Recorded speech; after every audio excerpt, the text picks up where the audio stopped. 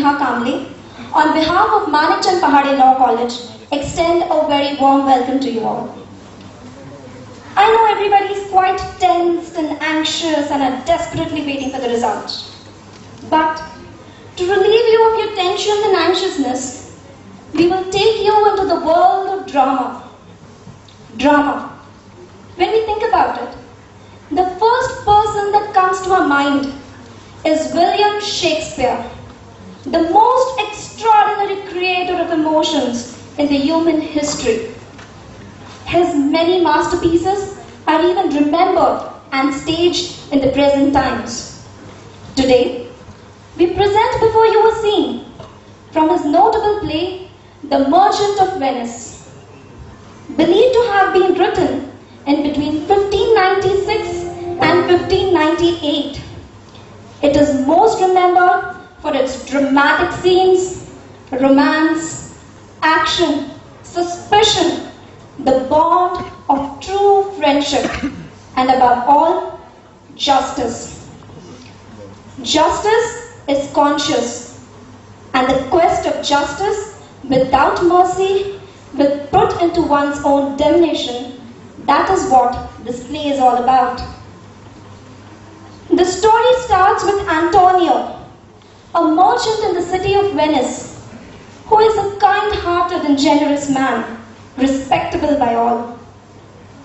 He is friends with Bassanio, a notable gentleman who at that time is in need of money to travel to Belmont to marry Portia, the love of his life. So he asks Antonio for a loan. But at that time, Antonio is short on money because all his ships are in voyage. So he asks Bassanio to put his name as a collateral and request Shylock, a Jewish merchant, to lend a loan. Shylock, the most notable stereotype villain, a negative character you will ever see in literature.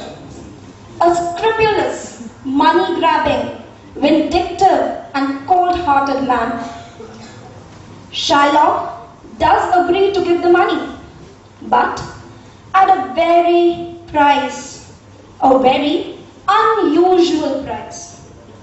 He asks that Antonio should pay the loan of 3,000 ducats on the exact date, exact place, and exact time. And if not, if he forfeit, then Shylock can claim a pound of flesh from any part of his body he wishes. The contract is made. Bassanio does acquire money, travels to Belmont, marries Portia. But in the meanwhile, Antonio suffers a huge loss as his ships are lost. And Shylock, the villain, is determined to take that pound of flesh. The case comes in the court of the Duke of Venice, and Portia is disguised as a young male doctor of law to save Antonio. Today, this play will be staged by Sanket Suryavanshi as the Duke of Venice, Aditya Banare as Antonio, Ram Ram, Ajit Hapse as Bassanio,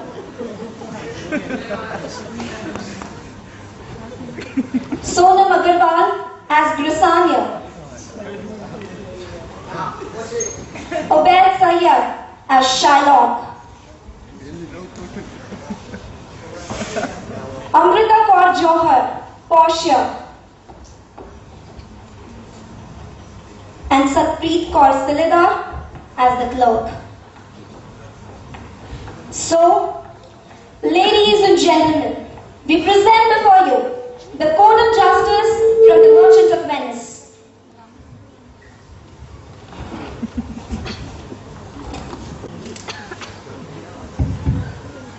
Is Antonio here?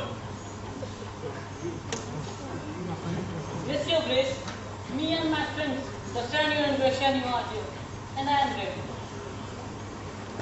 I feel sorry for you, Antonio, for you have come to defend yourself against an adversary with a heart of stone and an human wretch who does not know what mercy is, lacking in the slightest quality of pity. I have heard that your grace has taken great pains to soften the severity of the proceedings. But since he remains stern, and there are no lawful means of rescuing me from his malice, so I shall meet his fight with a spirit of patience. Call that Jew in my court. Yes, my lord. He is already waiting at the door. Here he comes, my lord. Come, Jew, stand before me.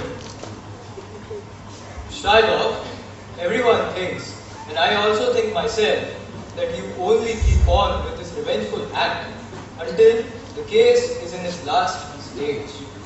And then it is thought that you will certainly show mercy and sympathy and compassion in a way which will surprise us all. Shylock, you insist on claiming your penalty, namely a pound of this poor merchant's flesh. I insist that you not only will abandon this slave, but will also look at the situation more sympathetically. And I think we all expect a gentle answer from you. I have informed your grace of my intentions, and I have sworn an oath that I will have the full payment, which is incurred by the failure to keep the contract. I can give no reason that I have deeply rooted hatred and a definite loathing of Antonio. Therefore, I pursue this unprofitable suit against him.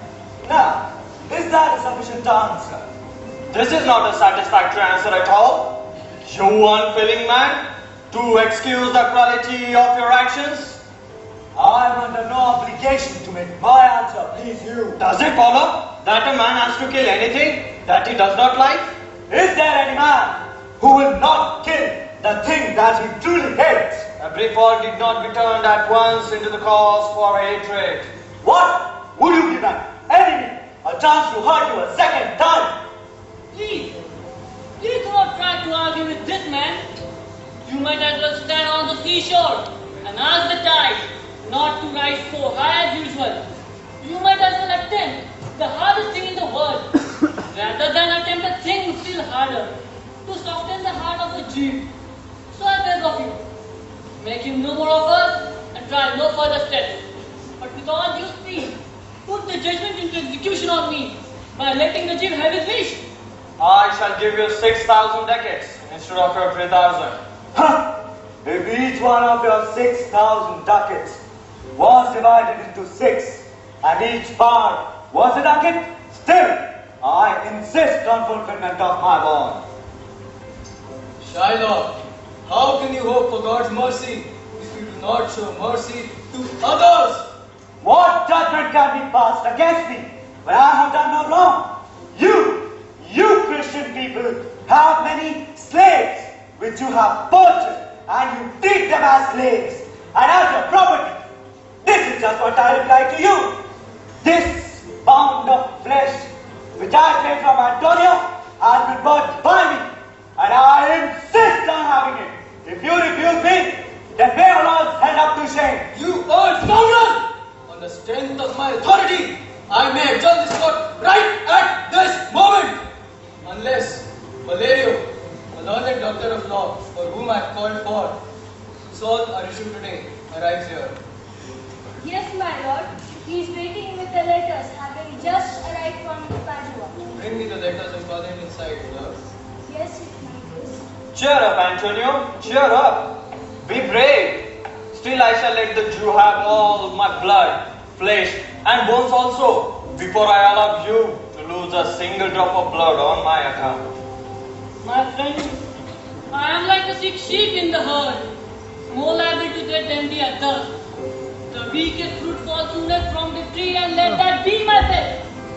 It is a better employment for you, companion, to continue to live, that you may write inscriptions on my tomb. Why do you sharpen your knife so keenly, Shylock? to cut off the pound of flesh which has been forfeited by this bankrupt. This letter from Valerio recommends a young and learned lawyer to the court. Where is he, clerk? He's here at present, just close by. He's waiting for your answer whether you admit it. With certainty. Attendant, go and bring him inside. Certain charm. In the meanwhile, clerk, read Valerio's letter to the court. I wish your grace to understand that I am very ill at the time of receiving your letter. So, I am sending a young man with such a mature judgment. If you give him a chance, he will show his praises even better.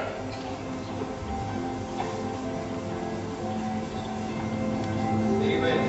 Support you heard what the learned Valerio has to say. You're welcome. Counsel, take your place. Doctor, are you well acquainted with the case we have in front of us today? I have had the fullest information about the case. Which of the men is the merchant and which is the Jew? Antonio and old Shylock, come forward.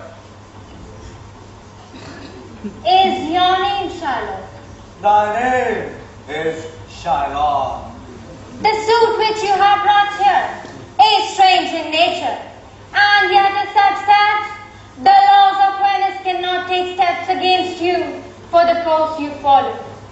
You, Antonio, are liable to his penalties, are you not? Yes, so he says. Do you admit having made this agreement? I do. Then the Jew must show mercy. What is there to compel me? Tell me that.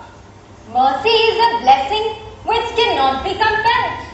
It must come as freely as the gentle rain from heaven.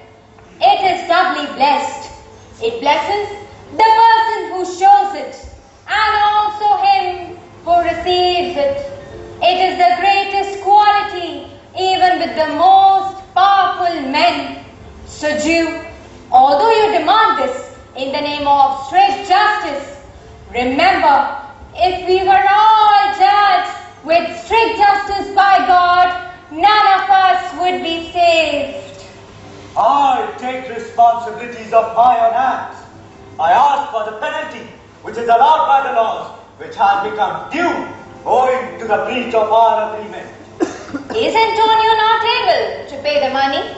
Yes, here in the court, I offer it on his behalf. I shall pay twice the sum, and if that is not sufficient, I can pay 10 times. And if I fail to do so, may I forfeit my hands, my head, and my heart. It is clear that the spirit of malice is working against the truth. It is not possible. There is no power in Venice that can alter the working of a fixed law. It could be quoted as a case in point by others in the future, and from this, many errors might come into the affairs of the state. So it cannot be.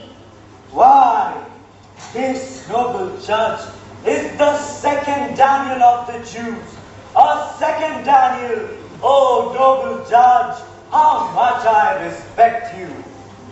Let me see the agreement, please. Here it is, more worshipful doctor. Here it is.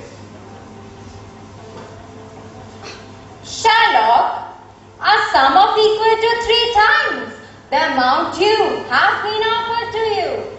But I have sworn an oath before God that I will have nothing but my bond. Then the penalty mentioned in this bond has been incurred, and the Jew can lawfully claim a pound of flesh to be cut